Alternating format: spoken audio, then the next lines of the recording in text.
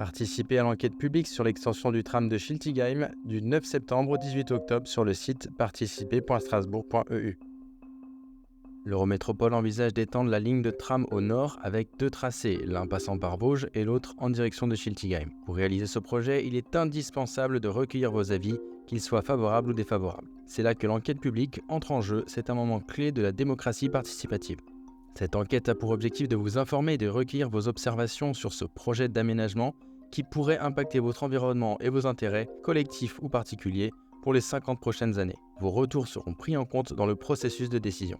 Après l'avis du commissaire enquêteur, si celui-ci est favorable, le projet pourra être déclaré d'utilité publique. Sachez que chaque habitant de l'Eurométropole peut participer à cette enquête. Contrairement à ce qu'on pourrait croire, rien n'est encore décidé. Vous avez l'opportunité de vous exprimer sur l'intérêt général de ce projet. Ce n'est qu'après avoir pris en compte vos opinions que la déclaration d'utilité publique pourra être émise. Alors faites entendre votre voix.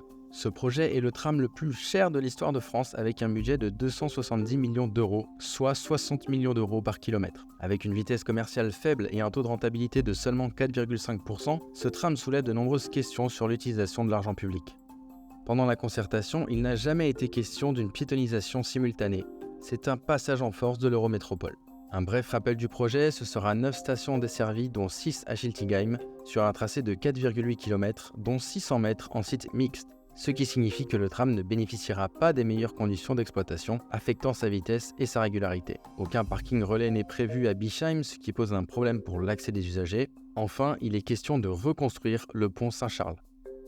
L'économie générale du réseau est altérée par ce projet qui ne propose pas de liaison directe au centre-ville de Strasbourg, la gare étant située à 400 mètres du dernier arrêt. Le carrefour des Malteries représente un autre point de friction. Il s'agit déjà d'un carrefour à 5 branches au sein duquel il sera compliqué d'intégrer une priorité de passage tram.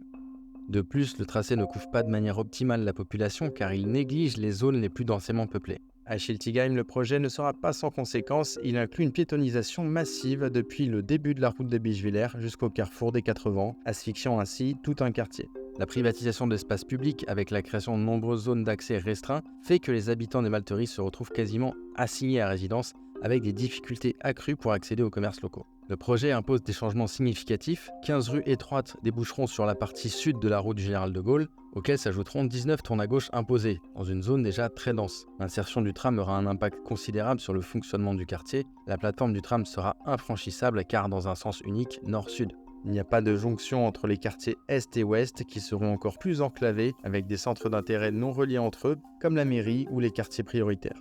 La rupture de charge imposera de descendre du tram pour prendre un autre bus et le sens unique nord-sud pour les voitures entraînera un détour, obligeant à remonter par la rue de la Division blindée puis redescendre par la route du Général de Gaulle.